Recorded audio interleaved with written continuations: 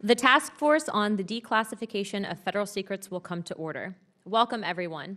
I request unanimous consent that Mr. Biggs of Arizona and Mr. Ogles of Tennessee are waived on into this hearing for purpose of questioning. Without objection, so ordered. Further, without objection, the chair may declare a recess at any time. Pursuant to the House rules and regulations for the remote participation of committee witnesses, I ask unanimous consent to enter into the record a letter from Chairman Comer to Majority Leader Scalise requesting Mr. Bolden testify removed, and a letter from Scalise granting this request. Without objection, so ordered. I now recognize myself for the purpose of making an opening statement. Good afternoon, everyone, and thank you for being here today. I wanted to thank our witnesses, especially those who have traveled far to be here. Over the last 60 years, in the past 60 years, on a crowded street in Dallas, Texas, the President of the United States was assassinated in front of a horrified crowd, his Secret Service protection, and his wife. The death of President Kennedy was a monumentous and tragic day for the entire nation as well as the Kennedy family. The country has never been the same since. Compounding that tragedy, however, has been the over 60 years of half-truths, deception, and outright lies that the federal government has offered regarding the details of that day and the events surrounding it. I want to thank the National Archives for their cooperation with this task force. The archives have provided these posters behind us that were allegedly produced for the CIA to show President Johnson on the days following the assassination. They are, of course, images of the Zapruder film that Americans have come to know as capturing the final moments of President Kennedy's death or life. But Americans have come to understand about the assassination of President Kennedy has mostly been controlled and filtered through the assent and watchful gaze of federal agencies who have often resisted efforts to reveal the truth. They have done this at best because of their own embarrassment about their failures to protect President Kennedy that day. At worst, they have resisted for more nefarious reasons, such as failing to acknowledge the extent of power and reach that the CIA in the 1960s had and beyond, to the point of deceiving even the United States Congress. That is why we are here today. We are here to listen to the witnesses who have waited, in some cases, decades to tell their stories. I want to be clear, the task force on declassification of federal secrets is not here to provide the definitive account of what happened on November 22nd, 1963. Instead, the task force is meant to root out the hidden pockets of federal government that has for too long remained in the shadows of our reach, out of our reach for even good faith investigators to reach. I also want to thank President Trump for committing to the principles of transparency and holding the government accountable to the people. His executive order regarding the declassification of documents related to the assassination of President Kennedy, Senator Robert F. Kennedy, and Dr. Martin Luther King Jr. is a step forward in the right direction. The job of the task force is to ensure that the federal agencies follow that order, because in the past, a president's order for transparency has not always been heeded by the most secretive portions of our government. The objective of this task force is not to indulge in conspiracy theories, but to push forward the release of information so these theories can be put to bed and so the American people can finally have truth. It is the federal agencies that lack transparency for 60 years that have led to the people's distrust in their government, and it's time to restore that. I would also like to provide, for those who have been closely following this, to include researchers, an update on several documents that are outstanding. To date, the Joe Needy's files has not been located. A whistleblower report from the CIA alleging the CIA's implication has also not been located. Lee Harvey Oswald's travel records have not been located. And the Diaz-201 file, who was a plausible suspect for the Delaney Plaza shooter, and then as well as the MSETA documents concerning CIA penetration of the Fair Play for Cuba Committee. Last week, for an update, I did speak to the CIA directly, not in a skiff, so I can talk about it publicly. And they did notify me that 4 of these 5 documents would be publicly released in the coming weeks, but there was one that was outstanding, and I do believe that that one outstanding document is the Joe Needy's file. Without further ado, I'd like to yield this next portion to Ranking Member Garcia. And then also, prior to that, we also had requested footage from NBC. They gave us something like 20 hours of footage, all of which was not the Wegman footage that we had asked for. So we are kindly asking NBC to reassess their archives and produce that documentation. Without further ado, Ranking Chairman Garcia. Thank you. Thank you, Chairwoman Luna. I want to note, first, thank you to the witnesses that are here. Now, as the task force continues its work, we need to continue to follow the facts and provide transparency for the American people. I think we can all agree that this task force was not set up to chase conspiracy theories, and I'm glad, of course, to have Chairwoman Luna reiterate that. It's responsible, though, for us to focus on declassification of historical records, and that allows, as we all know, the public to gain a better understanding of the past, can restore trust in our institutions, and ensures accountability in our shared government.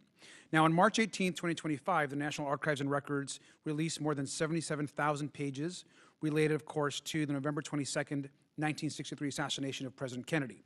Now, we know that many of these documents, most in fact, were already in the public record, but continued work to make the documents more accessible is important and valuable. Now, over the past several decades, our government has collected and released almost 6 million pages of documents consistent with President John F. Kennedy and the Assassination Records Collection Act of 1992. Now, together, we should push back on decades of overclassification relating not to just the JFK assassination, but a variety of subjects. We should be very clear, and it should be done in a bipartisan way, that the FBI and the CIA of the 1960s were deeply flawed institutions. And while they have taken lessons from their past trespasses, there is no question that they have continued to often overclassify information, often out of an unnecessary abundance of caution. And it's also important to note that the FBI and CIA did harm in numerous areas over the last few decades, particularly when you look at the time of the civil rights movement. Now, transparency is how we ensure accountability and trust. The American people have the right to know as much as possible about what our government does and how our tax dollars are spent in a way that doesn't, of course, interfere with national security.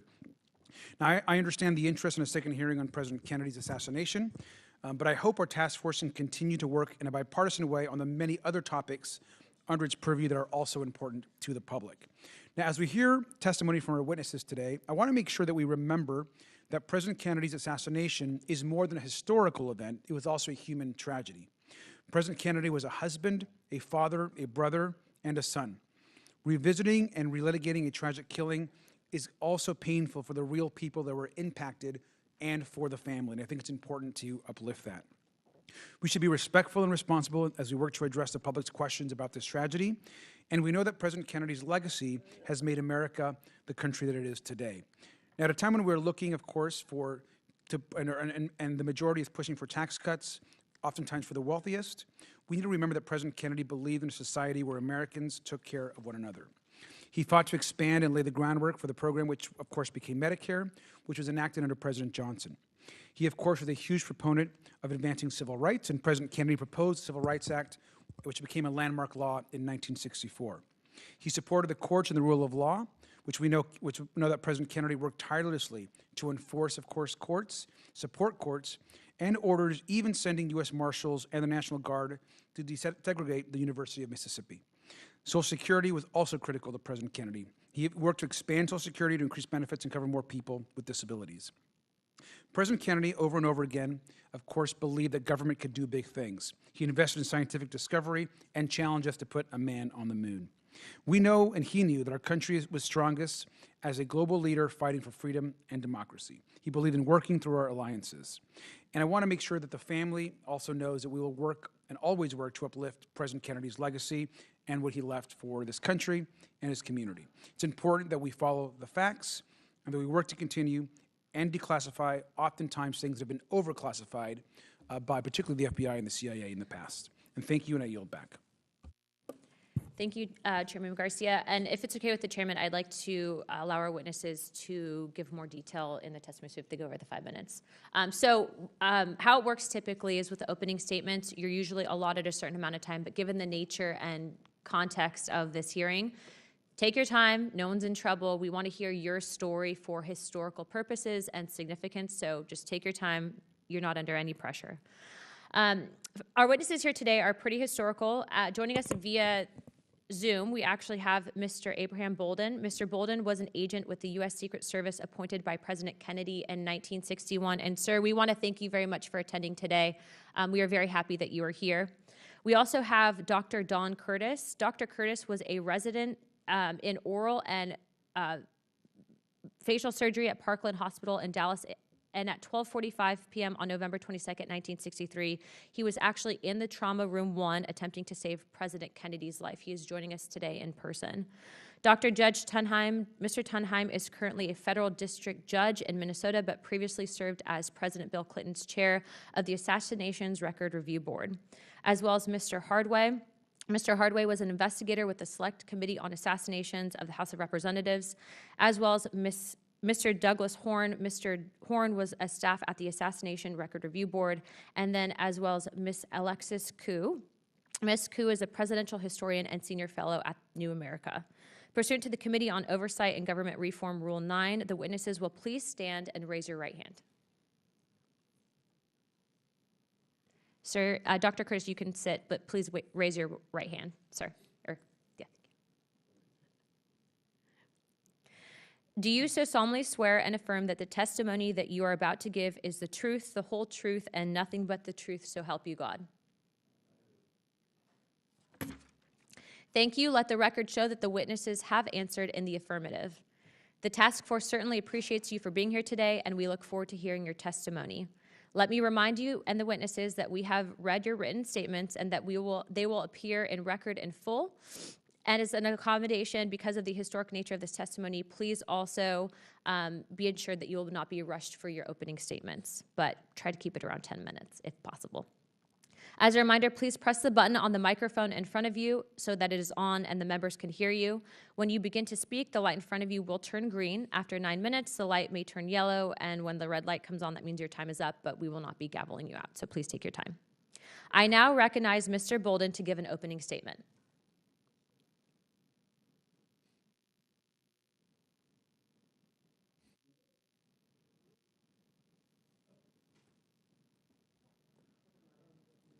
Sir, we can't hear you. Is your microphone on?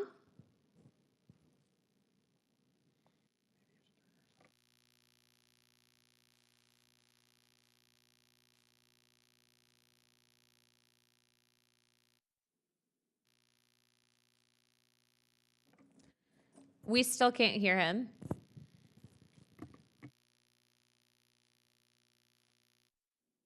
Okay, we are going to move to Dr. Curtis while you guys work through the mic issue, but Mr. Bolden, please be assured we will be coming back to you. So we'll just pass.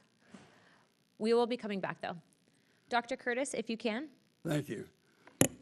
My story begins when I left my office to go to get something to eat before I did surgery. And to do that, I had to go by the emergency room. And when I went by the emergency room, a policeman came out of the door into the emergency room, grabbed my shoulder, and he said, "Are you a doctor?" Can everybody hear? Yes, sorry, Dr. Curtis. Mr. Bolden, we can hear you now. Your microphone's working, but Dr. Curtis is doing their opening statement. So if you could just pause real quick and then put yourself on mute. Thank you. Dr. Curtis, please continue. All right. So the policeman asked me if I was a doctor, and I said yes. And he grabbed me by the arm and pulled me into the emergency room and took me to the trauma room.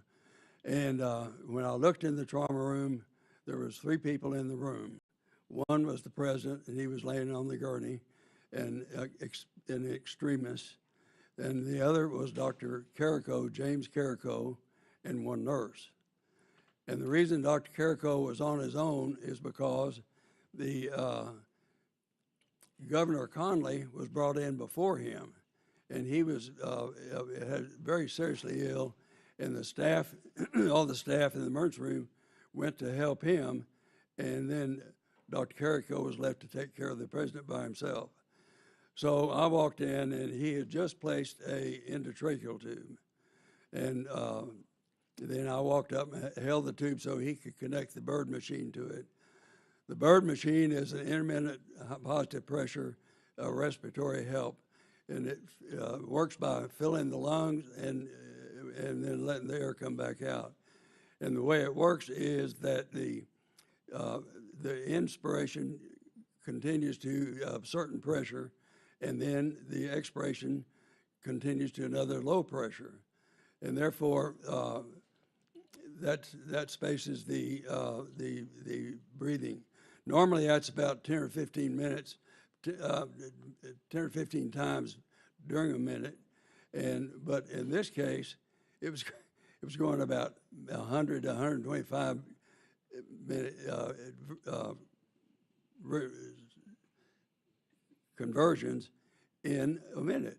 So it was rat-a-tat-tat-tat, and I knew the machine. Dr. Carrico knew the machine We used it a lot. And so the question was, is the machine not working? Or is the tube blocked or what? And he had placed the tube in. And if you place an endotracheal tube, you place it between the cords, and then you know you're in the trachea and you've got an airway. But in this case, apparently we didn't have an airway. And finally, it was a question, is it the machine or what is it? And so finally it got to a point where I said, Jimmy, what do you want to do?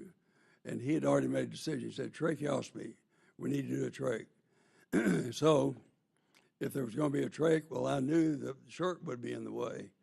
So I moved around to take the shirt off, and the nurse was way ahead of me with her scissors. We took the shirt off. And in the meantime, Dr. Malcolm Perry came in, and he was on the medical staff. He's a professor in the medical school, senior to Dr. Carrico. So he decided to do the tracheostomy.